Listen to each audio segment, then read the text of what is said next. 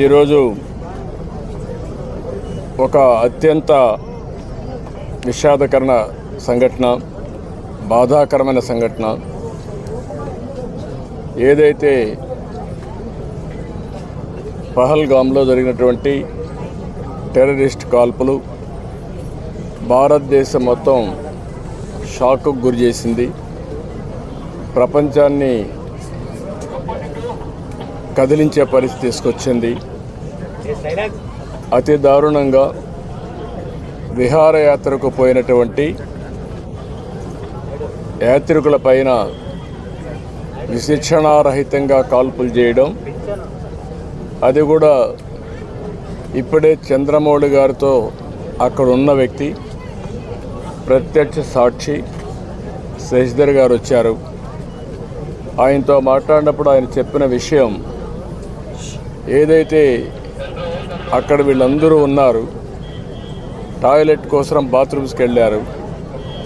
వెళ్ళిన సమయంలో ఒక ఇద్దరు వ్యక్తులు మొత్తం ఇష్టానుసారంగా AK-47 లాంటి గన్ పెట్టుకొని కాల్చుకుంటూ వస్తున్నారు. వీళ్ళు అక్కడి నుంచి పరిగెత్తారు. మిగిలిన ఫ్యామిలీ మెంబర్స్ ఎవరైతే మగవాళ్ళు ఉన్నారో కొంచెం ముందు పోగలిగారు. ఈయన కూడా వెళ్ళాడు కానీ కొంచెం వెనకబడ్డాడు. దాంతో ఈయన్ని ఆయన కళ్ళ ముందరనే కాల్చి చంపేసే పరిస్థితికి వచ్చారు. కళ్ళ ఎదుటిగా చూసిన ప్రత్యక్ష సాక్షి శశిధర్ గారు.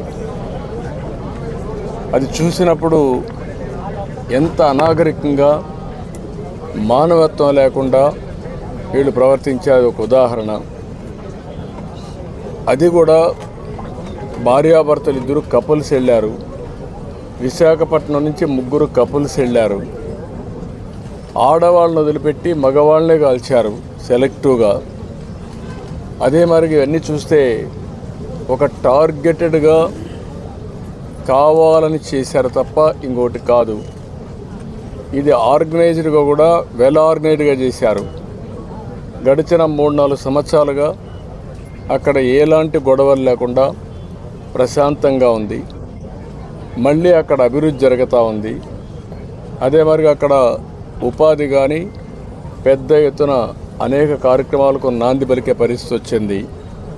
కాశ్మీర్ అంటే భారతదేశంలో ప్రతి ఒక్కరికి కూడా ఒక అనుసంధానం ఉంది. ఇది ఒక సుందరమైన ప్రాంతం, మన దేశంలో అత్యంత ముఖ్యమైన ప్రాంతం అనే అభిప్రాయం అందరిలో ఉంది. అలాంటి దగ్గర ఇటీవల ఎలక్షన్ చేయడం, ప్రజాస్వామ్యాన్ని కూడా పునరుద్ధరించడం, టెర్రరిస్టుల్ని పూర్తిగా నిర్మూలించి, టెర్రరిజాన్ని నిర్మూలించి ఈరోజు అభివృద్ధికి శ్రీకారం చుట్టే పరిస్థితి వచ్చింది.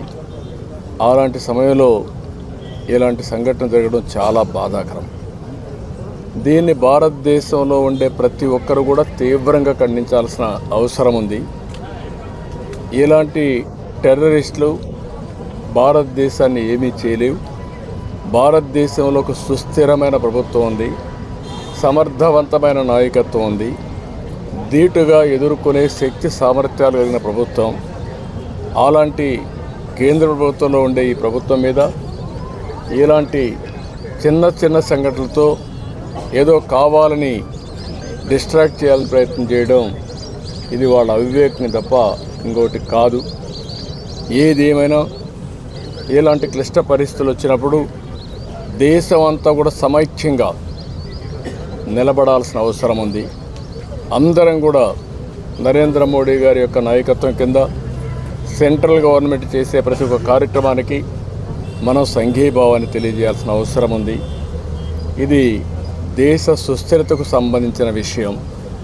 అలాంటి సమగ్రత, సుస్థిరత దెబ్బతీసే పరిస్థితి ఎలాంటి వ్యక్తులు చేసినా, ఎలాంటి శక్తులు చేసినా దాన్ని ధీటుగా ఎదుర్కొంటామని మనం సమాధానం చెప్పాల్సిన బాధ్యత, అవసరం కూడా ఉంది.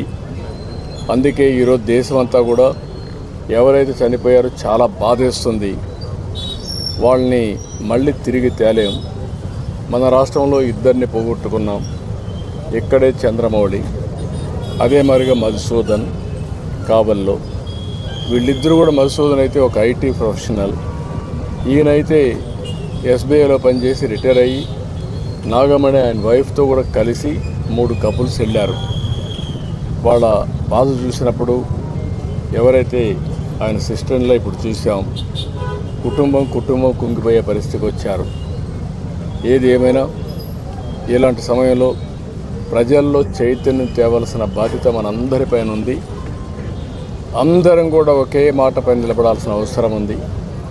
ప్రధానమంత్రి చేసే ప్రతి ఒక్క కార్యక్రమానికి సంఘీభావాన్ని తెలియజేయడమే కాకుండా మనం అందరం కూడా ఆయనకు పూర్తి సహకారాన్ని అందించాల్సిన అవసరం ఉంది.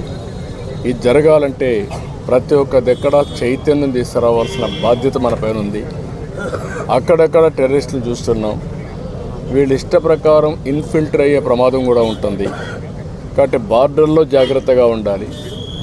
ఎప్పటికప్పుడు ఏదైనా డౌట్స్ ఉంటే అలాంటి వ్యక్తులపైన మనం కూడా నిఘా వేయాల్సిన బాధ్యత కూడా ఉంటుంది.